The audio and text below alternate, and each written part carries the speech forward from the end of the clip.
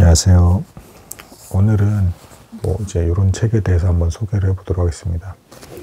이제 세계를 뒤흔든 불멸의 사랑. 그러니까 여러 인물들이 나와요. 이제 세계적으로 여러 인물, 유명했던 여러 인물들이 나오고 이 사람들의 각각의 사랑이 어땠는지에 대해서 이제 쭉 살펴보고 있습니다. 그럼 최종 결론적으로는 제가 에리 프롬에 대한 어떤 사랑의 기술이라는 책에 대한 어떤 그 내용을 다룬 적이 있었는데, 이제 결론적으로는 성숙한 사랑을 하기 위해서는 인격적인 성숙이 필요하다라는 것을 이제 알려주고 싶어서 썼다라고 합니다. 그리고 이제 어떤 저자는 이제 여성 저자예요. 이제 조동수 이렇게 이제 여성분인데, 이제 그 사랑이란 감정이 워낙 이제 특별하고 기이한 어떤 경험이기 때문에, 그래서 어떻게 사랑해야 되는지에 대해서 그 이전에 어떤 것들이 있었는가를 살펴보기 위해서 이 책을 쓰셨다라고 이제 나오고 있습니다. 마치 사랑을 안 해본 사람은 죽은 사람이나 다름없다, 죽은 인생이나 다름없다라는 표현을 빌어서 그렇게 이제 이 책을 이제 맨 뒤에 에필로그에서 이렇게 나오고 있습니다. 오늘은 글쎄 이 책을 제가 하나하나 이제 모든 사람 다 소개하기는 어려울 것 같고, 여기서 이제 루소에 대해서, 장작 루소 아시죠? 이제 그 에밀을 쓴 이제 장작 루소, 사회계약, 이제 천부 인권 사상 해가지고 이제 근대 어떤 사람들 인권에 대한 어떤 그 토대를 마련한 그 장작 루소의 어떤 사랑에 대해서 요 책을 근거로 그 사람의 인생을 또 굉장히 또 디테일하게 나온 책들이 있는데, 이제 그건 이제 나중에 기회가 되면 나올지 모르겠으나 어쨌든 요 책의 범위 안에서만 루소가 이제 대략 어떤 사랑을 했는지도 한번 나눠보도록 하겠습니다. 루소가 1712년에서 1778년까지를 살아요. 그리고 이제 참고로 1789년이 프랑스 혁명입니다. 그러니까 10년 전에 대략 죽은 거죠. 프랑스 혁명 10년 전에.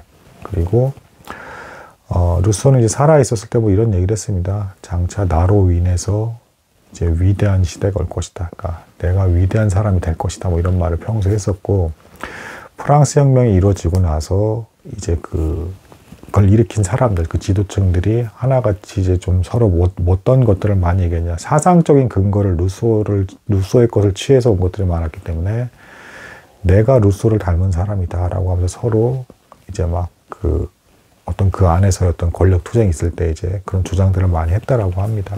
그러니까 그런 인물인데, 사실은 루소의 가정사는 이제 굉장히 불행했습니다. 아버지가 가난한 시계공이었고, 어머니는 비교적 부유층의 어떤 딸이었는데, 아이를 낳자마자, 루소를 낳자마자 얼마 안 있다 금방 죽습니다. 이제 당시 이제 그런 일들이 좀 상대적으로 많았죠. 그래서 루소가 이제 형이 있었는데, 아버지가 이제 문제는 뭐냐면 그렇게 구타를 많이 이제 저질렀고, 폭력적인 아버지였고, 그 형이 결국에는 이제 소년원으로 이제 쫓겨나게 됐다가 거기서 또 이제 탈출까지 해서 이제 결국엔 루소랑은 완전 연락이 끊어져서 그 뒤로 어떻게 되는지 모르는. 그리고 루소 역시도 아버지가 이제 워낙 그런 사람이었기 때문에 친척들을 여기저기 배회하면서 방황을 하게 된다. 그 이후에도 이제 루소는 이제 성격적으로 굉장히 유명 인사들과도 날카롭고 신길적인 반응을 보이면서 좀 이제 티격태격하는 그런 기질의 어떤 성격을 보여주게 됩니다. 그러다가 이제 16세까지도 이제 이렇게 저렇게 방황을 하면서 직업도 15가지가 넘었던 사람이에요. 그리고 참고로 루소가 건강했냐? 그것도 아닙니다. 몸도 계속 아팠고 병을 달고 다녔는데, 그 와중에도 계속 끊임없이 책을 읽고 사상을 연구하면서 마침내는 어떤 인류의 어떤 인권과 관련된 것에 대해서 대단히 아주 주목할 만한 어떤 그 사상과 체계를 만들어내는 그런 인물이 될 수 있겠습니다.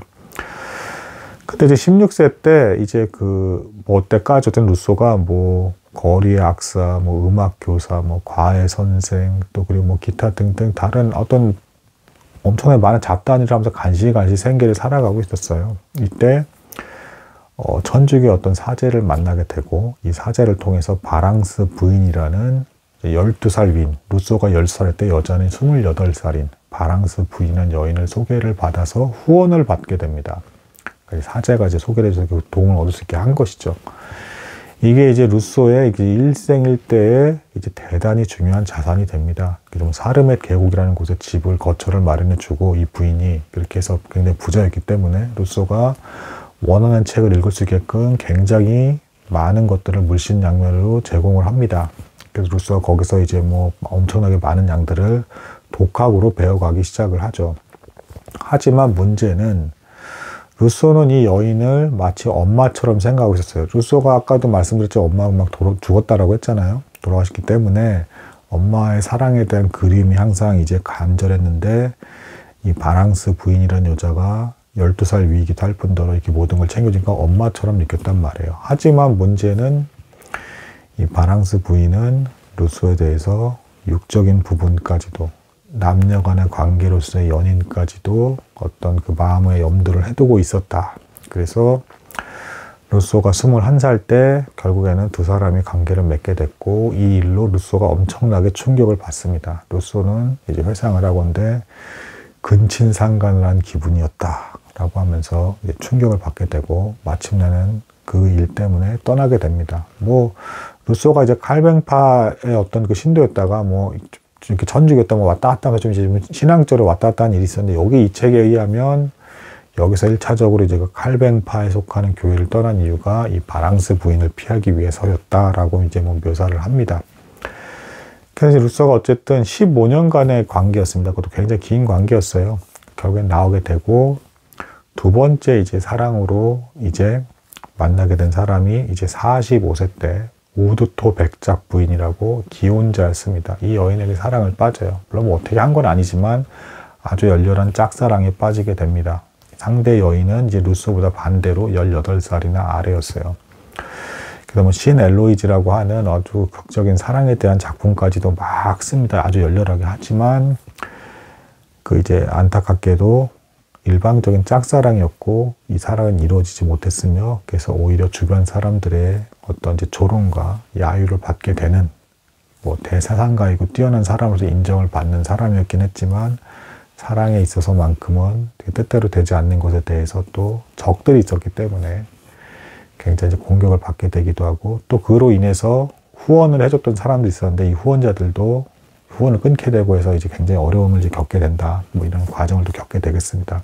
그러다가 이제 그 베레즈라고 하는 이제 그 어떤 하녀가 있었어요. 루소와 함께하고 있는 하녀가 있었는데, 이 하녀가 그 루소는 사실은 아내라고 뭐 동거는 하고 있었지만 사실은 너무 이제 지적인 어떤 수준의 차이가 났으나, 이 하녀는 참고로 루소의 이름 쓸 줄도 몰랐고 시계도 볼 줄도 몰랐다라고 합니다.